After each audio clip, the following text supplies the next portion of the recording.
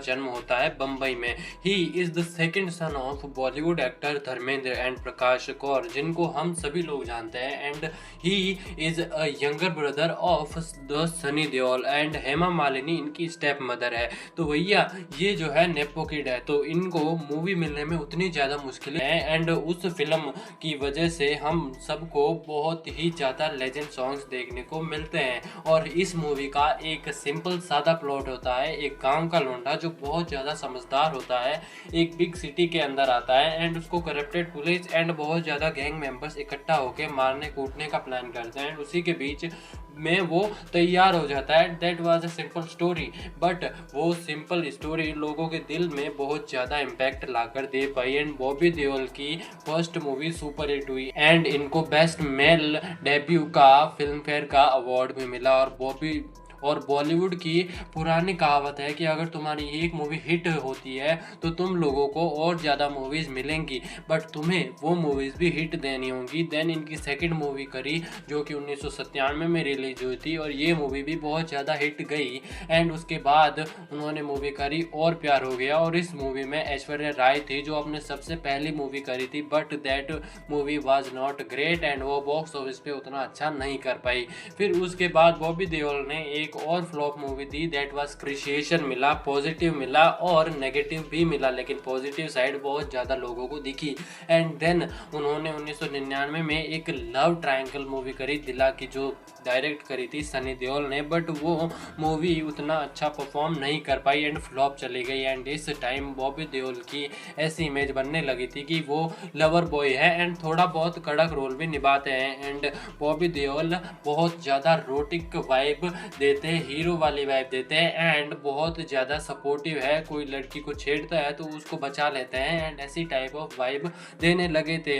जो better dancer भी है। एंड उसके बाद उन्होंने रानी मुखर्जी के साथ 2 मूवी साइन करी, फर्स्ट वन बादल, सेकंड वन इज बिच्छू। बादल ने थोड़ी बहुत कमर्शियल सक्सेस अचीव करी थी बॉक्स हमारे हवाले वतन साथियों, एंड ऐसे ही उन्होंने मूवीज करते गए, लेकिन 2013 तक वो कुछ खास इम्पैक्ट नहीं बना पाए। एंड उन्होंने लास्ट मूवी करी 2013 में, दैट वाज यमला पगला दीवाना 2 एंड उसमें भी उनका कुछ मेन खास रोल नहीं था और 2013 के बाद वो मार्केट से गायब भी हो गई। उन्होंने एक भी मूवी नहीं दी और 2017 में उनका कमबैक देखने को मिलता है पोस्टर बॉयज के जरिए, बट नहीं था कि वो कर पाएंगे एंड मूवीज के लिए ही वो बने हुए हैं। एंड देन उन्होंने उसी टाइम पे अपना ट्रांसफॉर्मेशन चालू कर लिया, लाइक अपने हुलियो को सुधारना चालू कर लिया, अपने लुक्स वाइज अपने आप को सुधारना चालू कर दिया। एंड उस टाइम के बाद से अब तक हम देख पा रहे हैं कि कितना ज़्यादा बॉबी देओल सुधर चुके हैं, लुक वाइज भी, हेल्थ वाइज भी एंड चेहरे वाइज भी।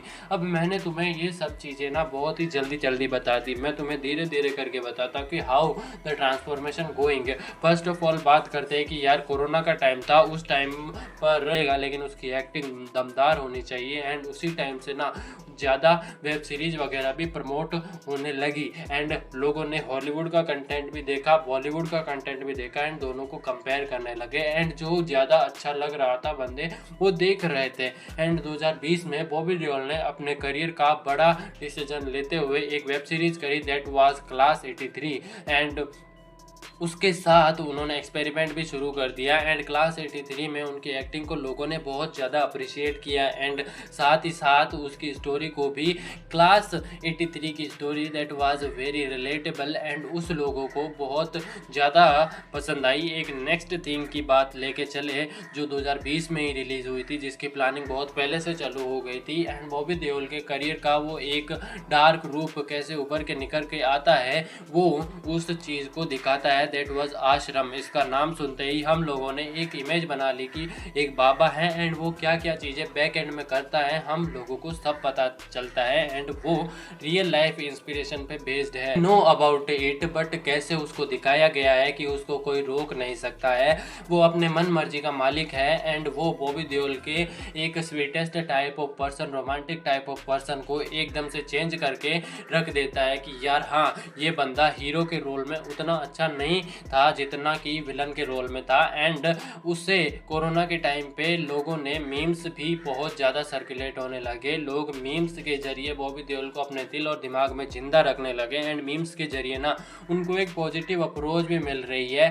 लोगों के दिल और दिमाग में वो कहीं ना कहीं छाप छोड़ के जा रहे हैं। एंड हाँ, उस टाइम पे उन्होंने वो वाली मूवीज़ करी थी, भले ही उन्होंने वो मूवीज़ कभी देखी ना हो, लेकिन हमारे दिमाग में था कि यार हाँ, हम लोगों ने मूवीज़ देखी है एंड लॉर्ड बॉबी ने वो सब चीज़ें करी है बैक एंड में। और लॉर्ड बॉबी के नाम से बहुत ज़्यादा अकाउंट, बहुत सारे उस पर मीम्स अभी भी सर्कुलेट होते रहते हैं। उस टाइम पे वो एक हंसी का पात्र थे और उन्होंने इस पे रिएक्शन नहीं दिया कुछ नेगेटिव में वे में। वो बहुत ज़्यादा लोगों को इन्फ्लुएंस करा कि ही हाँ, बंदा उसी हंसी मजाक के जरिए इसको भी ले रहा है। एंड कुछ लोग होते हैं ना कि ऑडियंस को ही बैकलैश करने लगते हैं इसी बात पे।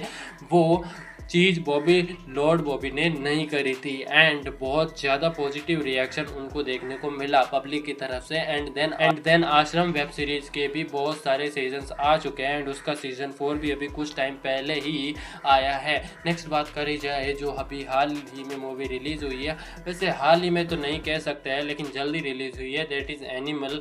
भाई 20 मिनट के स्क्रीन टाइम में क्या ही बंदा फोड़ के रख देता है। बॉबी देओल ने हमको अपनी स्क्रीन से सोच ही नहीं पा रहे थे कि बांध के रखा है। संदीप रेड्डी वांगा ने एकदम कास्ट जो चूज करी है ना, दैट वाज ए फैंटास्टिक।